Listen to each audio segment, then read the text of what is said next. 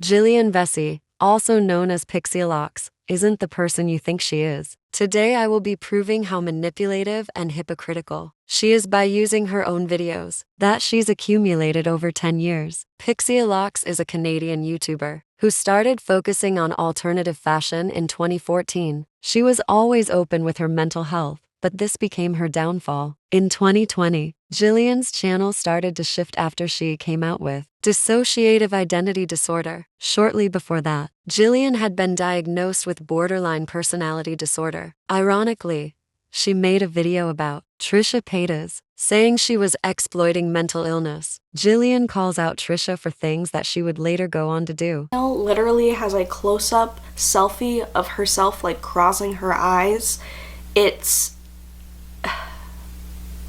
I agree with the comments saying it very much seems like a parody and a mockery of people DID and specifically dissociated. Jillian started watching DID YouTubers after her BPD diagnosis. The DID videos pop up in my recommended over the course of 2019, really, because you guys know I was diagnosed with borderline personality disorder last year. Jillian says that having identity issues, mirroring others, emotions, and dissociation all a part of BPD. She didn't start talking about DID or showing symptoms until she started watching DID content. This is because of her BPD. Unlike her BPD video, Jillian never gave an explanation of DID and says she doesn't owe anyone her trauma history, which is uncharacteristic for someone who was so open with her mental health years prior. But she does say that DID is caused by environmental factors and trauma in later videos. Her alders also share that they formed from various traumas such as sexual,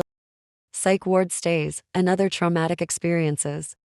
Another thing I want to talk about is how did no one in Jillian's life notice her DID symptoms? Jillian claims that she started having DID as a child.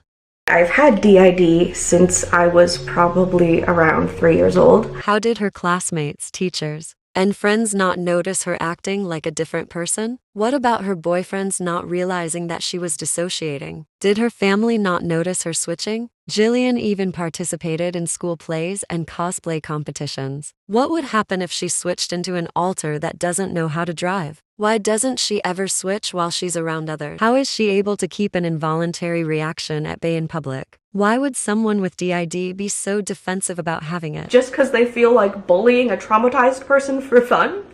So I can tell people I have this, right? Like I'm diagnosed with this. I can tell people I have DID, right? I have DID, right? Other than bad mental health in her early teens, almost losing both her mom and her cat were the worst things that's happened to her. Joy and like sweetness and wonder my whole life has been. School to junior high immediately plunged in like the worst situation that I've ever gone through. High school, I was like, man, I've been through all the hard shit. Like, that's pretty much as bad as it can get, like, without literally my mom dying. I can't really remember a whole lot from when I was, like, 9 or younger. She was most likely around 9 when she almost lost her mom. Her mom had cancer when Jillian was a child, which would be traumatic for anyone. Yeah, but that was for cancer. I feel like the cancer would have hurt more. The surgery did. I'm gonna go get him. There's my boy. There's his foot on my face. Why would her parents get her help for her other mental disorders but not DID if she's had it for so long? Dressing up like your alders when they switch seem very far-fetched. I can only hope that she'll change in the future. But considering that she's been using words for autism like STEM, special interest, and nonverbal without being diagnosed for it, I doubt it. They were not able to screen me for autism. However, they heavily encouraged that I follow that up somewhere else. Finding out that you've lost part of your life to an untreated disorder is devastating, not exciting. It's why Jillian pretending to have a disorder or being extremely happy to be diagnosed with DID is so disappointing. I think she's confused about her trauma or she's been misdiagnosed. What she says about her DID just doesn't make sense. I think the reason why she's this way is because she doesn't want to be seen differently because of her BPD, so he supposed DID gives her an excuse to act differently than the pixie personas she's built. This stuff, it just really, it doesn't match up with who I am. I just don't want you guys to think I'm different than I am. This is coming from someone who is a former fan. Is a criticism on what she chooses to do, not an attack. Maybe someday she'll apologize and change it. But I'm not a complete hater. There's still things I like about Jillian. The hair, the makeup, the fashion is what I still like. I hope that Jillian and her fans will able to understand any valid criticisms of her character, instead of waving it off as an attack or bullying. Maybe someday she'll go back, the pre-DID version of herself, if she comes out with the real truth or gets help.